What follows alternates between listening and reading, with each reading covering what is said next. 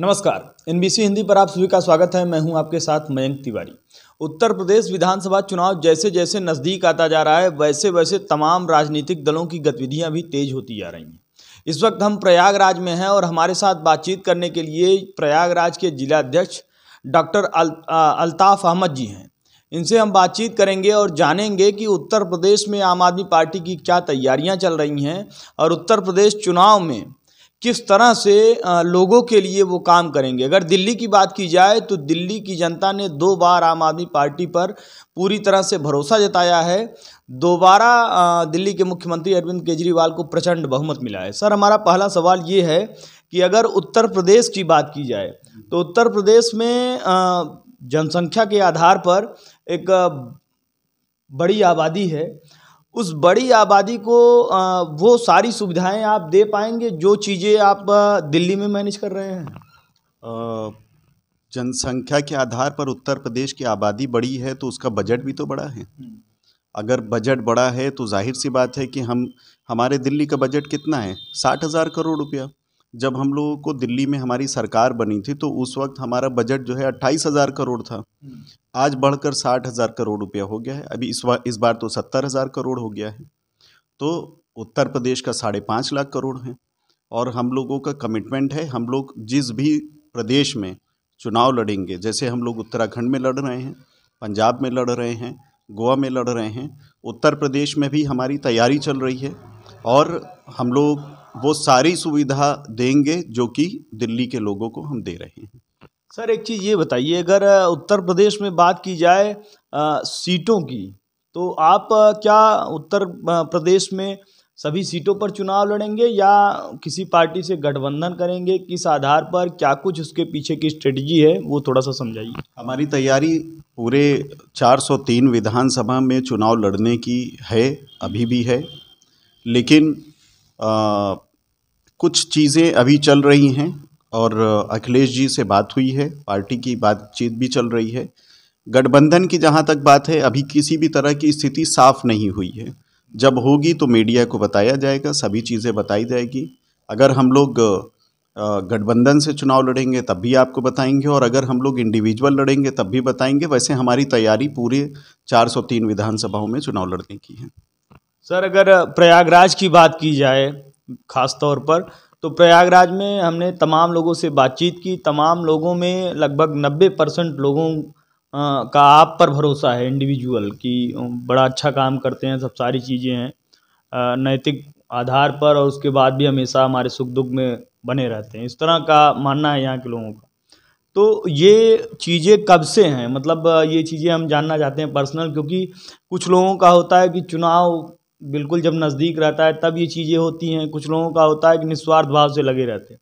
तो हमने एक पब्लिक ओपिनियन कुछ दिन पहले किया था, तो उसमें तमाम लोगों से हमारी बातचीत हुई, तमाम लोगों का भरोसा था आप पर। उसके पीछे क्या कुछ है वो जानना चाहते हैं। आप कश्मीर से लेके कन्याकुमारी तक चले जाइए। अभी हमारे पास सिर्फ एक दिल्ली एक राज्य है जहाँ पर हमारी सरकार है, लेकिन आप कश्मीर से कन्याकुमारी तक चले जाइए और वहाँ की आम जनता से पूछिए कि आम आदमी पार्टी कैसी पार्टी है, अरविंद केजरीवाल की नीतियाँ कैसी लगती हैं। तो मुझे लगता है कि कोई अंधभक्त अगर मिल जाए तो उसकी बात अलग है, वरना हर व्यक्ति आम आदमी पार्टी की तारीफ करता हुआ आपको दिखाई देगा। उत्तर प्रदेश में भी ऐसा ही हाल है कि उत्तर प्रदेश में लोग अरविंद केजरीवाल के कामों को पसंद कर रहे हैं। आज हमारा उत्तर प्रदेश महंगी बिजली के दर से परेशान है। आज हालात ये हैं कि जो बेचारे ठेला चलाने वाले, सब्ज़ी बेचने वाले, जो रिक्शा चलाते हैं, जो मजदूरी करते हैं, उनके वो जो है 200-300 रुपया रोज़ कमाते हैं, लेकिन अगर बिजली के बिल में अगर उनके पास एक पंखा और बल्ब भी होता है तो उनकी 1,500-2,000 रुपया बिजली की बिल आ जाती है। वो कहाँ से जमा करेंगे? हमारा एक स्टाफ है, उसकी बिजली की बिल 12,000 रुपया आ गई है और वो बहुत थोड़े पैसे में जो है वो काम कर रहा है। वो कहाँ से जमा करेगा? मजबूर है। आज यहाँ पर अगर ये जो कटिया व्यवस्था है ये ख़त्म कैसे होगी? कटिया व्यवस्था ख़त्म इस तरह से होगी कि सरकार को, जनता को रियायत देना चाहिए।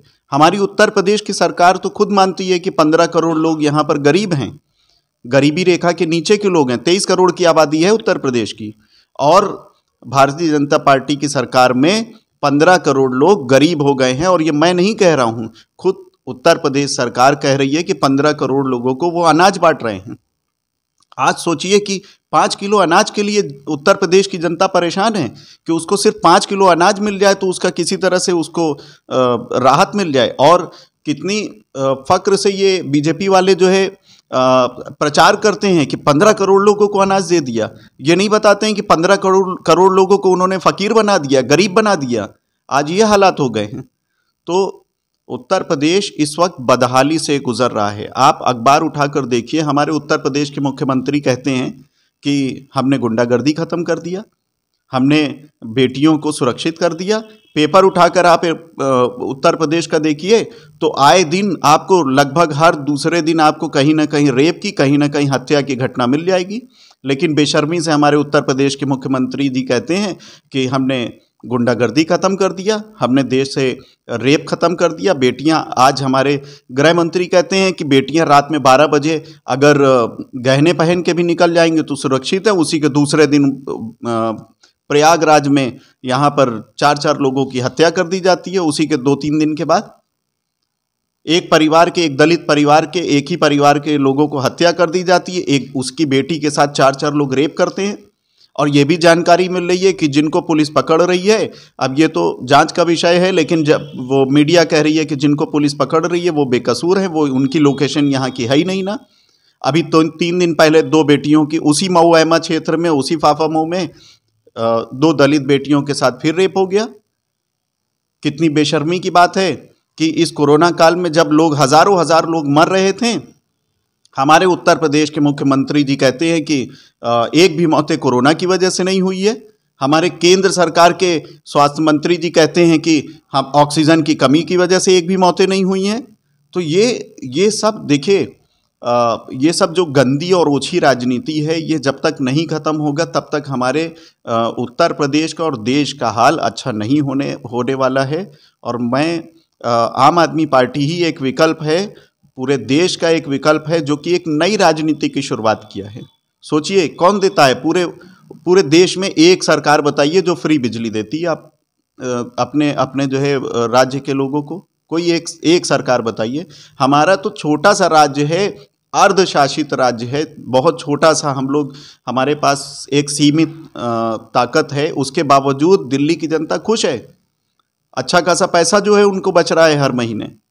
भाई बिजली फ्री मिल रही है, उनको सारा इलाज फ्री मिल रहा है, उनके बच्चों को शिक्षा फ्री मिल रही है, उनको स्वास्थ्य फ्री मिल रही है। आदमी की कमाई का सबसे बड़ा हिस्सा तो इन्हीं 4 चीज़ में जाता है। बाकी और सारी चीज़ें जो मिल रही है वो तो है ही है। सर एक चीज़ ये बताइए, जैसे आप कह रहे हैं कि आम आदमी पार्टी ही एक विकल्प है, उत्तर प्रदेश में अगर आम आदमी पार्टी की सरकार बने, एक जस्ट इमेजिन अगर बनती है, आपको बड़ी जिम्मेदारी दी जाती है, तो यहाँ प्रयागराज के लोग, अगर प्रयागराज के लोगों की बेसिकली बात की जाए तो यहाँ के लोग मतलब पलायन के दर्द से बहुत जूझते हैं। 10 से 15 हज़ार रुपये की नौकरी के लिए युवा पलायन कर जाता है। तमाम चीज़ें होती हैं, त्रासदी का वो दौर होता है, कभी कभी तंगहाली की वो स्थिति रहती है कि जेब में 2-4 हज़ार भी नहीं बच पाते हैं। और साथ ही साथ अगर कुछ बड़ी त्रासदी हो गई तो जो कुछ थोड़ा बहुत बचत है वो भी इन्वेस्ट हो जाता है। तो इन चीज़ों को आप कैसे मैनेज करेंगे अगर इंडस्ट्री को डेवलप करने के लिए और वो मॉडल बन सके जिससे कि लोगों में जो पलायन वाली विषम परिस्थिति बन जाती है, इसको इसकी कंट्रोलिंग किस तरह से की जाएगी अगर भविष्य में आपकी सरकार बनती है और आपको बड़ी जिम्मेदारी दी जाती है? अगर सरकार की नीयत साफ है, नीयत में खोट नहीं है, तो कोई भी सरकार चलाना, किसी भी राज्य की सरकार चलाना मुश्किल काम नहीं होता है। आप ये सोचिए कि पिछले 5 सालों में, आज 5 साल पूरा हो रहा है राज्य में बीजेपी की सरकार बने हुए। पिछले 5 सालों में कितनी फैक्ट्रियां बन गई, कितने स्कूल खुल गए, कितने मेडिकल कॉलेज बन गए, कितने लोगों को रोज़गार मिल गया। देखिए आज हालात ये हैं कि अगर यूथ जाता है अपनी नौकरी के लिए सरकार से गुराह लगाने के लिए, तो उनको लाठियों से पीटा जाता है, उनको जेल में बंद कर दिया जाता है। आज हालात ये हैं कि रसोइये जो कि जिनको सरकार मात्र 1500 रुपया देती है, जबकि सरकार का नियम यह है कि मिनिमम वेजेस एक्ट के तहत कम से कम 9000 रुपया मिलना चाहिए। मात्र 1500 रुपये देती है, 8-8 महीने तनख्वाह नहीं देती है उन रसोइयों को। आज हालात ये हैं कि हमारी आशा बहनें, जो आशाएं कोरोना काल में अपनी जान पर खेलकर घर घर जा जाकर लोगों को दवाएं बांटा करती थी, उन आशा बहुओं का शोषण हो रहा है। उनको मात्र 2000 रुपया सरकार देती है सैलरी, मात्र 2000 रुपया। जो गार्ड जो पूरी पूरी रात खड़े होकर, एक पैर पर खड़े होकर लोगों की सुरक्षा करते हैं, उनको 2500 रुपया तनख्वाह दे रही है सरकार। क्या हो रहा है ये उत्तर प्रदेश में? क्या ऐसे चलेगा उत्तर प्रदेश? और फिर उसके बाद हमारे उत्तर प्रदेश के उप मुख्यमंत्री कहते हैं आकर कि अब अभी तक राम मंदिर के नाम पर वो लोग जो है लोगों को कहते थे, अब एक मथुरा के ऊपर जो है उन्होंने शुरू कर दिया है। तो मतलब आपके पास कोई और टॉपिक नहीं बचा है कि आप काम क्या किए हैं, 5 सालों में काम क्या किया, इसके ऊपर टॉपिक नहीं बचा है आपके पास कि अब आप जो है नया नया शोषण। मतलब सोचिए कि हमारे उत्तर प्रदेश के माननीय मुख्यमंत्री जी जब मुंह खोलते हैं तो उनके मुंह से सिर्फ नफरत की बात निकलती है। ये नफरत की राजनीति खत्म करना होगा। जब तक इस नफरत की राजनीति को देश से और उत्तर प्रदेश से नहीं खत्म होगा, हमारा भला नहीं हो सकता है। मैं हाथ जोड़कर अपने आपके सभी दर्शकों को ये कहूँगा कि ये नफरत के लालच में या नफरत के बहकावे में मत आइए, कुछ नहीं मिलने वाला है इससे। जब तक आपको बिजली, पानी, शिक्षा, स्वास्थ्य नहीं मिलेगा, सरकार की जिम्मेदारी है कि सरकार आपसे जो टैक्स लेती है उस टैक्स के पैसे को आपके लिए कुछ अच्छा वेलफेयर वाला काम करे। और काम क्या कर रही है उसके लिए कोई जवाब नहीं है। वो कहते हैं हम एयरपोर्ट बना दिए। अरे एयरपोर्ट बना दियो तो एयरपोर्ट से गरीब का क्या फायदा होएगा?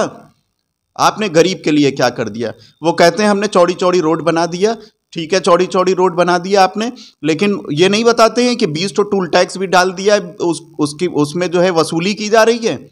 हमें फायदा क्या हुआ?